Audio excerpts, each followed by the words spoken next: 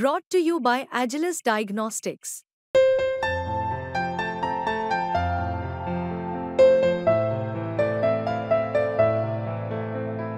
Agilus Diagnostics. हे बघा, जरांगे पाटलांच्या मागण्या आणि त्या मागण्यांची धार बोचट झालेली आहे। कारण जरांगे पाटील ज्या मागण्या करत होत्या त्याला कुठलाही संविधानिक अधिकार नाही, त्या बेकायदेशीर आहेत, त्या ओबीसींचं आरक्षण उद्ध्वस्त करणारे आहेत। हे ज्या दिवसापासून आम्ही या महाराष्ट्रातल्या जनतेसमोर बोलायला लागलो, सांगायला लागलो, त्या दिवसापासूनच जरांगेंनी आपला आरक्षणाचा अजेंडा भाषणात गुंडाळून ठेवला आहे। आता ते राजकारणाची भाषा बोलायला लागलेत।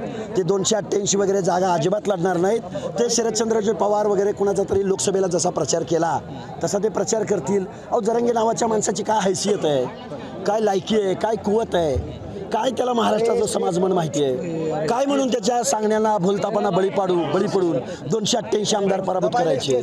त्यामुळे जरांगे पाटील नावाचं एक भूत थोड्या दिवसासाठी महाराष्ट्राच्या मुख्यमंत्र्यांच्या मानगुटीवर बसलेलं होतं, ते आता भूत इथून पुढे उतरलेलं असेल। नक्कीच आता मोठा प्रतिसाद मिळतो तुम्हाला।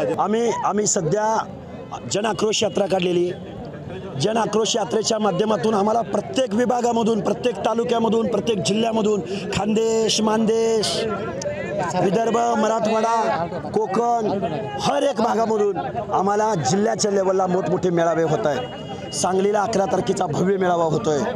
आज आम्ही इथं सभा झाली, आता धारूरला सभा होते संध्याकाळी।